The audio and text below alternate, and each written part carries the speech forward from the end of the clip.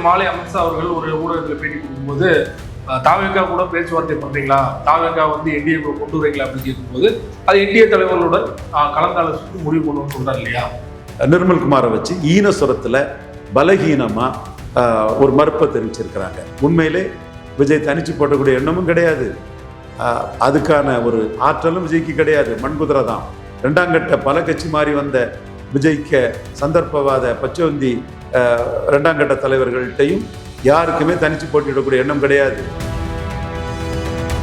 விஜய் தான் நாடகீய பாணியில இயல்புக்கு மாறா ஒரு டென்ஷன் வந்த ஒரு மாதிரி கத்தி கத்தி ஏதோ பேசிட்டு இருக்கிறாரு. அவரு சின்ன பிள்ளைங்க சிறுநீர் கழிச்சிட்டுன்னு சொன்னா இடையே செல்லம்னு முச்சு கொடுப்போன்னு, சின்ன பிள்ளை தானே, நம்ம உதய்க்கு ஃப்ரெண்டு தானே, அவனும் நமக்கு ஒரு பையன் மாதிரி தானே, அவரை ட்ரீட் பண்ணிட்டு போறாரு. எதிரியா நினைக்கல. ஏன்னா அரசியல் சந்தர்ப்பவாதி விஜய். நீங்க விஜய கிரெடிட் உள்ளவரா பாக்குறீங்க.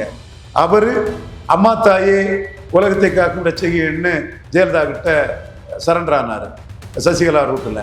அவரு மோடியை போய் பார்த்தாரு, அவரு ராகுல் காந்தியை போய் பார்த்தாரு. சிவாஜி மாதிரி அவரோட கடந்த காலம் வந்து சம்பத் மாதிரி, மிஸ்டர் சம்பத் சிவாஜி மாதிரி பல கலர் மாறி நிறம் மாறி தன்னோட சுயநலத்துக்கும் லாபத்துக்கும் அவர் போயிருக்கிறாரு. ஈழத்தமிழர்கள் கொண்டு குவிக்கப்பட்ட போது ராஜ்யசபா சீட்டுக்கு போனவர், பல நிரூபிக்காத ஒரு நடிகர்.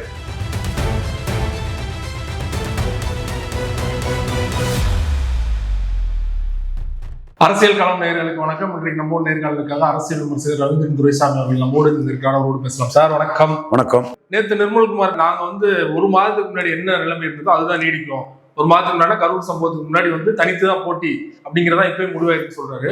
அதே வேளையில் நேற்று மாலை அமித்ஷா அவர்கள் ஒரு ஊடகத்தில் பேட்டி கொடுக்கும்போது தாவேகா கூட பேச்சுவார்த்தை பண்றீங்களா, தாவேகா வந்து என்டிஏ கூட கொண்டு வரீங்களா அப்படின்னு கேட்கும்போது அது என்டிஏ தலைவர்களுடன் கலந்தாலோசித்து முடிவு கொண்டு சொல்றாரு இல்லையா.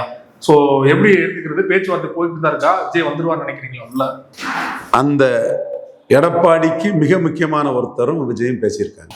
அந்த பேச்சுவார்த்தை வந்து ஆரம்பிச்சிட்டு பிள்ளையார் சொல்லி போட்டாச்சுன்னு எடப்பாடி சொன்னது உண்மைதான். ஒரு முன்னாள் முதல்வர் பிள்ளையார் சொல்லி போட்டாச்சுங்கிறதும், அவர் கூட்டத்துக்கு வந்து தாவேகா கேடர்ஸ் வந்து கலந்துகிட்டதும், அதை தலைமை மறுக்காததும், இதுல கூட மறுக்காததும் அந்த பிள்ளையார் சொல்லி போட்டது உண்மைதான். அது மட்டும் இல்ல, சட்ட ரீதியாட்டும் அதிமுக தரப்பு விஜய்க்கு உதவி பண்ணதும் உண்மைதான். எந்த இடத்துக்குள்ள விஜய் இரிட்டேட் ஆயிட்டாருன்னா, ஆர்வி உதயகுமார் பேசும்போது துணை முதல்வருங்கிற ரேஞ்சுக்கு பவன் கல்யாண்ங்கிற ரேஞ்சுக்கு பேசினார். பவன் கல்யாண் 7 விழுக்காடு ஓட்டு எடுத்தவர், விஜய் ஓட்டே எடுக்கல. அது நான் மட்டும்தான் சொல்லிட்டு இருக்கேன். அன்டெஸ்டட் நாட் ப்ரூவ்டுங்கிறது நான் மட்டும்தான் சொல்லிட்டு இருக்கிறேன். பட் அரசியல் தலைவர்களுக்கும் தெரியும், அந்த டைம் வரும்போது ஆப் அடிப்பாங்க. இப்போ அதை சொல்லி ஒன்றும் தேவையில்லைன்னு நினைப்பாங்க.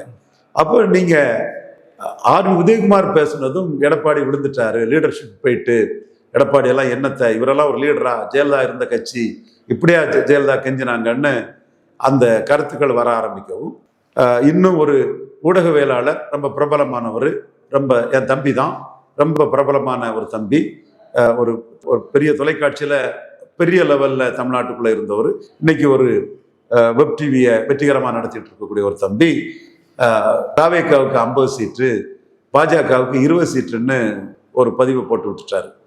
அது பூகம்பமாயிட்டு அண்ணாமலைக்கு ஆட்கள்லாம், அண்ணாமலை ஆர்மி எல்லாம் இறங்கி அடிக்க ஆரம்பிச்சிட்டாங்க. அப்போ பாஜக என்ன சின்ன கட்சியா? பல நிரூபிச்ச பாஜகவுக்கு 20, அன்டெஸ்டட் நாட் ப்ரூவ்ட் ஆர்டி சார் சொல்ற விஜய்க்கு 50 கேட்டு எடப்பாடி பாஜகவை காலி பண்ண பார்க்கிறாருன்னு பிரச்சனை வரும்போது, ஏற்கனவே 18 சிஎம்மா சொல்லிடக்கூடாதுங்கிறதுக்காக உள்ள வந்த எடப்பாடி பழனிசாமி தெளிவா பாஜக தான் முக்கியம்னு ராஜேந்திர பாலாஜியை வச்சு, நாங்களும் பாஜகவும் சேர்ந்தா 150 ஜெயிப்போம், விஜய் சேர்ந்தா 200 ஜெயிப்போம்னு சொல்லி விஜய்க்கு ஒர்த்து, அன்டெஸ்டட் நாட் ப்ரூவ்டு விஜய்க்கு ஒர்த்து 20 சீட்டு கீழேன்னு சொல்லிட்டாப்புல. அப்போ 20 கீழேன்னு சொன்னா நாளைக்கு இதுக்கும் கீழே கொண்டு போவாங்க. அப்போ அடையாள அரசியலுக்கு தான் உங்களுக்கு சீட் தர முடியும்னு சொல்லுவாங்க. நீங்க ஃபோர்ஸா நிரூபிக்கலன்னு சொல்லுவாங்க. நீங்க பார்லிமெண்ட்லயே நிக்கல, எடுத்ததுல கூட நிக்கல, அப்போ உங்களை நாங்க எப்படி, உங்க கையில வராத ஓட்டை நீங்க எப்படி டிரான்ஸ்ஃபர் பண்ண முடியும்னு கேட்பாங்க. ஒரு பிரச்சாரத்துக்கும் அடையாளத்துக்கும் உங்களுக்கு இவ்வளவு சீட்டு தான் தர முடியும்னு ரொம்ப குறைச்சி மதிப்பிடுவாங்க. அந்த சூழ்நிலை வந்ததும் அவங்க வந்து நிர்மல்குமாரை வச்சு ஈனசுரத்துல பலகீனமா ஒரு மறுப்பை தெரிவிச்சிருக்கிறாங்க. உண்மையிலே விஜய் தனிச்சு போட்டக்கூடிய எண்ணமும் கிடையாது, அதுக்கான ஒரு ஆற்றலும் விஜய்க்கு கிடையாது. மண்குதிரை தான். ரெண்டாம் கட்ட பல கட்சி மாறி வந்த விஜய்க்கு சந்தர்ப்பவாத பச்சோந்தி ரெண்டாம் கட்ட தலைவர்கள்ட்டையும் யாருக்குமே தனிச்சு போட்டியிடக்கூடிய எண்ணம் கிடையாது. மூணாவது இருக்கக்கூடிய அவருடைய மாவட்ட நிர்வாகிகள்கிட்டையும் ஃபங்க்ஷனரிஸ், நான் ஃபங்க்ஷனரிஸ், செயல்படாத மாவட்ட நிர்வாகிகள்கிட்டையும் தனிச்சு போட்டியிடக்கூடிய எண்ணம் கிடையாது. எல்லாத்துக்கும் மேல அவருடைய தொண்டர்கள்ட்டையும் தனிச்சு போட்டியிட எண்ணம் கிடையாது. எடப்பாடிக்கு பின்னாடி நிற்கிறாங்க. ஸோ இப்போ ஒரு தொண்டர்கள் எல்லாரும் எடப்பாடிக்கு பின்னாடி நிற்கிறாங்கன்னு சொல்ல முடியும். தொண்டர்கள் வந்து விஜய் தான் சிஎம் ஆனு விருப்பப்படுவார் இல்லையா? கூட்டணிக்கு வந்தா விஜய் எப்படி சிஎம் ஆக முடியும்? அப்படிப்பட்ட தொண்டை எடப்பாடிக்கு பின்னாடி போய் நின்று இருக்க கூடாது. யாரோ ஒரு 10 பேர் இருந்தாங்கன்னா அதுக்காக அந்த 10 பேருங்கிறத தான் நானும் நம்புறேன். ஆனா 3வது 4வது கூட்டத்துல தொண்டங்கிற மாதிரி தான் எனக்கு தெரியுது. அது 10 பேர் தான், எங்களுக்கு அவங்களுக்கு சம்பந்தம் இல்லைன்னு விஜய் தெளிவுபடுத்தணும். ஏன்னா விஜயே தனிச்சு போட்டியிடறதுக்கு மன வலிமை உள்ள ஒரு ஆட்டு, தெம்பு உள்ள ஒரு ஆட்டு, திராணி உள்ள ஒரு ஆட்டு இல்ல. தெம்பு, திராணி, மன வலிமை, வீரம் என்ன வார்த்தை வேணாலும் இதுல போட்டுவிடுங்க. நான் உண்மைதான் சொல்றேன். மண் குதிரணி தான் விஜய் அந்த இடத்துக்குள்ள சொல்றேன். இன்னொரு கோணத்துல நீங்க பாத்தீங்கன்னா காங்கிரஸ் வந்து திமுகவுக்காக சீட்டை விட்டு கொடுக்கறதுக்கே தயாருங்கிற லெவலுக்கு வந்துட்டாங்க. அதான் சோடங்கர் வந்து அதிக சீட்டு கேட்கறத பற்றி காங்கிரஸ் தலைமை முடிவு பண்ணுன்னு சொல்றாரு. அப்ப அந்த இடத்துல காங்கிரஸ் விழுந்துட்டாப்புல. ஸ்டாலினும் சொக்கர் வீட்டு கல்யாணத்துல இது இந்திய நலன் அது இதுன்னு சொல்றாப்புல. அப்ப ஏற்கனவே பீகார்ல 8 சீட்டை காங்கிரஸ் குறைச்சுதான் வாங்கியிருக்கிறாங்க. அப்ப காங்கிரஸ் முழுக்க திமுக கூட இருக்குங்கிறதும் உண்மை. ஒருவேளையில காங்கிரஸ் வேணா திமுக அனுமதியோட விஜயும் அங்க கொண்டு வர்றதுக்கு ஏதாவது வேலையை பார்ப்பாங்களே தவிர இந்தியா கூட்டணி தான். திமுக கூட்டணிக்குள்ளையா? கண்டிப்பா விஜய் வருவாரு நான் சொல்ல வரல. ஸ்டாலின் விஜய எதிரியா நினைக்கல. இன்னைக்கு வந்து அங்கீகரிச்ச நாம் தமிழருக்கும் அழைப்பு கொடுத்திருக்கிறாரு. தேர்தல் ஆணையம் அங்கீகரிக்கப்பட்ட நாம் தமிழ் மட்டும்தான் அழைப்பு கொடுத்திருக்காங்க. ரெஜிஸ்டர்ட் பார்ட்டியான விஜய்க்கு தேர்தல் ஆணையம் அழைப்பு கொடுக்கல. ஸ்டாலின் எதுக்கு சீமானையும் விஜய் ஈக்குவேட் பண்றாரு. 8.2% வாக்கெடுத்த சீமானையும் பலமே நிரூபிக்காத இடைத்தேர்தலே நிற்காம கோளை நாய் மாறி ஓடிட்டாருன்னு சீமானால நக்கல் அடிக்கப்படக்கூடிய விஜயையும் அழைப்பு கொடுக்குறாரு. அவங்க திமுக அனைத்து கட்சி கூட்டத்துக்கு எஃப்ஐஆர்ல ஏன் தமிழக போலீஸ் விஜயை போடல?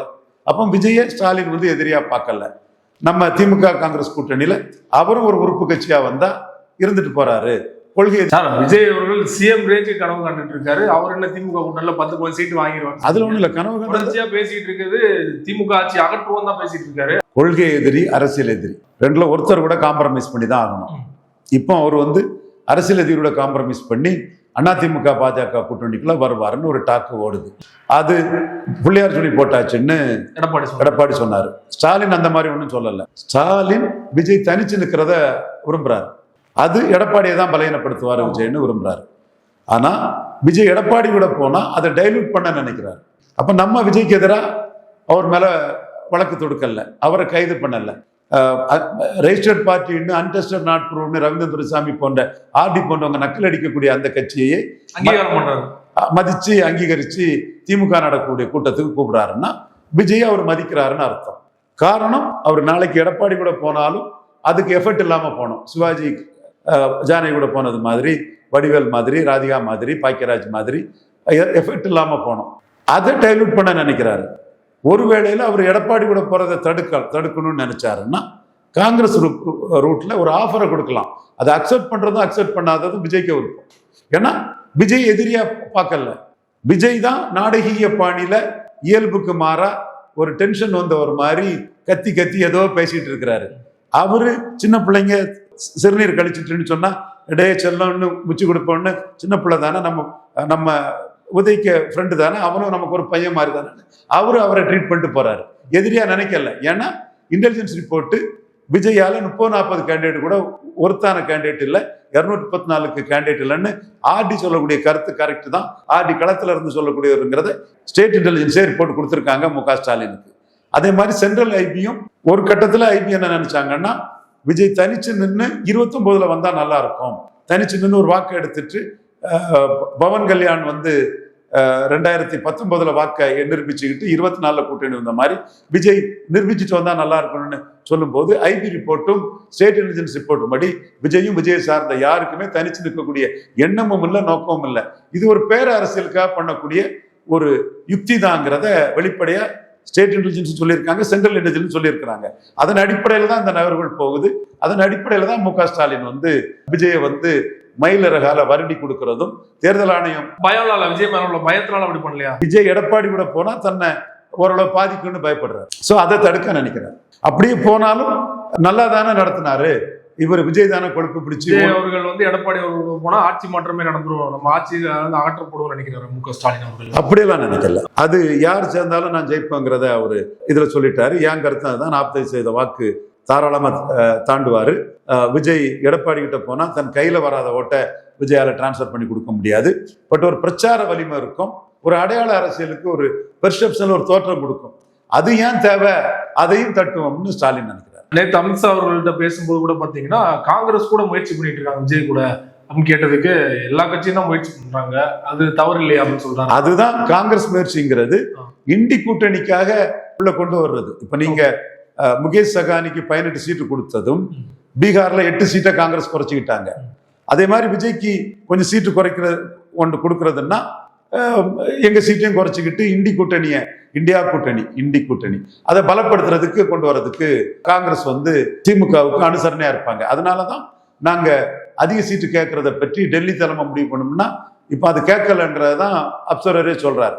ஸோ விஜய் வருவாருன்னா காங்கிரஸ் கோட்டாவில் இருந்து கூட அந்த சீட்டை அட்ஜஸ்ட் பண்ணி தரக்கூடிய ஒரு வேலையை பார்ப்போம். இந்தியா கூட்டணிக்குள்ள விஜய் அவர்கள் வராரு, ஒரு பாசிபிள் ஒரு 90% கூட இல்லாத விஷயத்தை நீங்க சொல்றீங்க. அரசியல் சந்தர்ப்பவாதி விஜய்.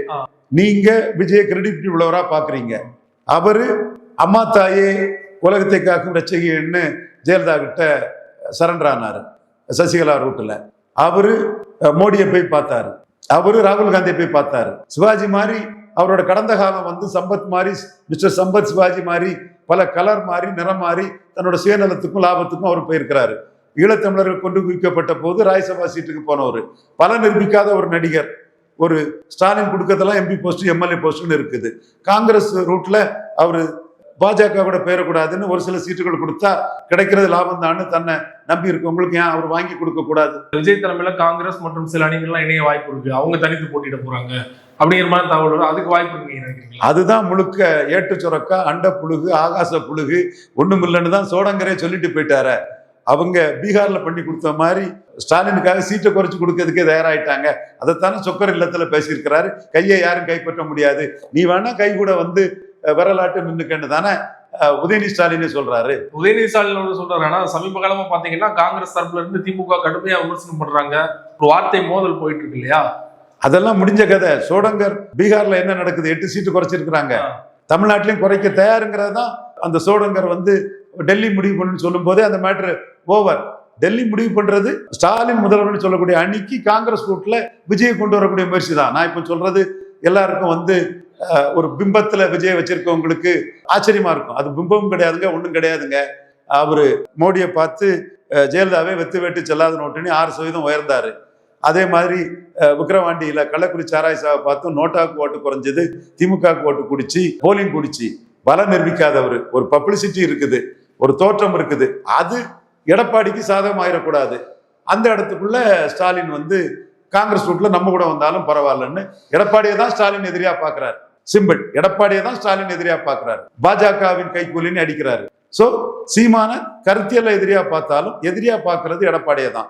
சீமான எதிரியா பார்க்கறதுனாலதான் ஈரோடு கிழக்குக்கு ஸ்டாலினும் அவரை வந்து பிரச்சாரத்துக்கு போல. பட் கருத்தியல்ங்கிறதுல சீமான் கிட்ட இவங்களால நிற்க முடியல, அது வேற விஷயம் இருக்கு. இந்த நாயுடு மேட்டர்ல ஸ்டாலினுக்கு போனாலும் பரவாயில்ல, ஏன் முத்துராமலிங்க தேவர் போடலன்னு சொல்லும்போது இன்னைக்கு முத்துராமலிங்க தேவர்னு அந்த விளம்பரமே போட்டிருக்காங்க. புரியுது உங்களுக்கு? சோ இந்த ஸ்டாலினோட அரசியல் மெயின் எதிரி எடப்பாடி தாங்கிறது. எடப்பாடி 20% வாக்கெடுத்தவர், எடப்பாடி எதிர்கட்சி தலைவராக இருக்கிறவர், ஒரு 2 கம்யூனிட்டியோட பேக்கிங் கொண்டவர், வன்னியர் வெள்ளாள கவுண்டர். நான் உண்மையை சொல்றோம், வன்னியரும் அவரை பேக் பண்றாங்க.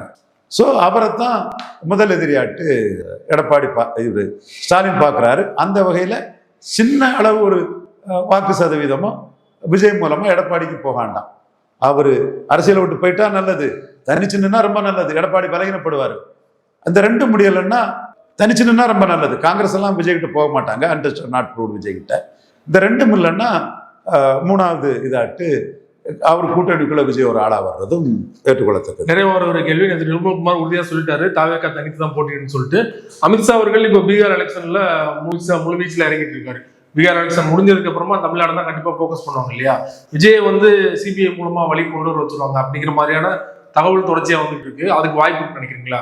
அவங்க கையில ஆயுதம் இருக்கு, சிபிஐங்கிற ஆயுதம். அது மூலமா விஜய் வந்து ஈஸியா உள்ள கொண்டு வந்துருவாங்க. விஜயையோ எடப்பாடியையோ ஸ்டாலினையோ கலைஞரையோ அந்த மாதிரி நான் அண்டர் எஸ்டிமேட் பண்ண விரும்பல. ஏன்னா சிபிஐ மூலமா விஜய் பிஜேபி இன்க்ளூசிவ் அலையன்ஸ்குள்ள வந்தாருன்னா சினிமா போச்சு, அரசியல் போச்சு, அதோட முடிஞ்சு போச்சு. சிவகார்த்திகேயன் தான் தமிழ் திரையுலகின் நம்பர் 1 ஸ்டார் ஆயிடுவார். இவர் முடிஞ்சு போவார். ஸோ அந்த தவறை செய்ய மாட்டார். விஜய் தனித்து தான் போட்டியிட வாய்ப்பு இருக்கு. தனிச்சு போடுறதுக்கு கேண்டிடேட் இல்ல சார். அங்கிட்டு போனா அப்படி இருக்கு, இங்கிட்டு வந்தா யதார்த்தத்தை நான் சொல்றேன். விஜய குழம்பி போய் தானே இருக்கிறாரு. ஸோ அவரு எஸ்ஐஆருக்கு எதிராக அறிக்கை விட்டாரா? யாரோ ஒருத்தர் பேசியிருக்காரு. ஏங்க பேசியிருக்காரு. எங்க பூனை குட்டியை கவர்றதுக்கும் எலியை கவர்றதுக்கும் வித்தியாசம் இல்லையாங்க? அந்த இடத்துக்குள்ள அவரு நெல்லுக்கு அறிக்கை 4 நாள் கழிச்சு விடக்கூடிய ஒரு ஸ்பெஷல் இன்டென்சிவ் ரிவிஷனுக்கு ஒரு அறிக்கை விடணுமா வேண்டாமா? நிலைப்பாடு திமுக காங்கிரஸ் நிலைப்பாட்டில் தான் இருக்கிறாரு. ஆனா ஸ்ட்ராங்கா விடணுமா இல்லையா? அப்போ விஜய் வந்து ஒரு தெளிவற்றவராட்டு குழப்பமான நிலைமையில ஒரு போல்டா விஷயங்களை கருத்துல சொல்ல முடியாத அளவுக்கு இருக்கிறார். 2 விஷயங்க. அங்கீகரிக்கப்பட்ட கட்சி தலைவரான சீமான் இண்டோ பாக் வார என்ன சொன்னாரு? இன்டெலிஜென்ஸ் ஃபெயிலியர், நதிநீரை தடுக்கிறது தப்பு, பாகிஸ்தான் விவசாயிகளா நம்ம மக்களை கொண்டான்னு ஒரு வார்த்தை கேட்டார். மிக கடுமையான ஒரு வார்த்தை. விஜய் இதை சொன்னாருன்னா தேச துரோகின்னு சொல்லிடுவான். விஜய் ஆந்திரா, கர்நாடகா, தெலுங்கானாக்குள்ள படம் ஓடாது. அடுத்து மோடியின் வெற்றி ராணுவத்தின் வெற்றின்னு சொன்னா விஜய் பிஜேபியோட வந்துட்டாருன்னு சொல்லுவான். அப்போ இந்த விஷயத்துல வாயை மூடிட்டே போயிட்டாரு அவரு. அப்போ ஒரு கருத்தை துணிஞ்சு சொன்னா அதுல லாப நஷ்டம் வருது. நஷ்டம் வந்துடக்கூடாதுங்கிற அரசியல் வியாபாரி பச்சவந்தியா இருக்கிறாரு. இண்டோ பாக் விஷயத்துல விஜய் கருத்து சொல்லாதது பச்சவந்தித்தனம், அரசியல் வியாபாரம், சுயநலம். நாட்டில் உள்ள ஒரு முக்கியமான விஷயம். அதுல நீ கருத்து சொல்லாம ஓடுறீன்னா ஒரு பச்சவந்தித்தனமும் சுயநலமும் சினிமா மார்க்கெட் பாதிச்சிருமோங்கிற ஒரு அச்சமும். அப்படி சொன்னா கிறிஸ்டின் முஸ்லீம் பார்க்க மாட்டான், இப்படி சொன்னா புறமொழியாளர் பார்க்க மாட்டான், அதர் ஸ்டேட்ல படம் ஓடாது. இப்படி ஜனநாயக மையமா வச்சு ஒரு கோழைத்தனமான ஒரு அரசியல் நிலைப்பாட்டுல வாயிருந்தும் பேச முடியாது அதாட்டு, கையிருந்தும் அறிக்கை எழுத முடியாதவாட்டு இண்டோ பாக் விஷயத்துல போயிட்டாரு. இப்போ சர் மேட்டர்ல வெளிப்படையா வந்ததுனால அது நான் மட்டும்தான் நக்கல்யாண்டி பண்றேன். ஏதாவது ஒண்ணு சொல்லணும்னு அது தவறாக இருந்தால் அதை நாங்கள் ஏற்றுக்கொள்ள மாட்டோம்னா, அப்ப நீ திருச்சியில பேசும்போது எப்படி பேசின? நீ தான் முதல்ல திருச்சியில பேசின. அப்ப இப்ப நீ பேசலன்னா முழுக்க சந்தர்ப்பவாதம், சுயநலம், பேர அரசியல், ஒரு பச்சவந்தி அரசியல், இதைத்தான் பண்றீங்க. நீங்க கூட்டணின்னு சொன்னதே பேரத்துக்காகத்தான். உங்ககிட்ட யாரும் வரல. அப்ப யாராவது நல்ல சீட்டு தர மாட்டாங்களான்னு ஓடுறீங்க. பாப்புலாரிட்டியை வச்சு லாபத்தை பார்க்க விரும்புறீங்க. இதுதான் 100க்கு 100 உண்மை. நான் வந்து தரவுகளோட தான் விஜயை சொல்றேன். விஜய்க்கு எதிராக நான் வன்மத்துல பேசுனதாட்டு பலரும் சொன்னாங்க. சகோதரர் விஜய்க்கே தெரியும் நான் உண்மையை தான் பேசுறேன்னு அவர் மனச்சாட்சிக்கே தெரியும். ரொம்ப நன்றி சார். சமகால அரசியல் தொடர்பாக பல்வேறு விஷயங்களும் நேரத்துக்கு எங்களோட பகிர்ந்து கொண்டீங்க. மிக்க நன்றி சார். நன்றி சார்.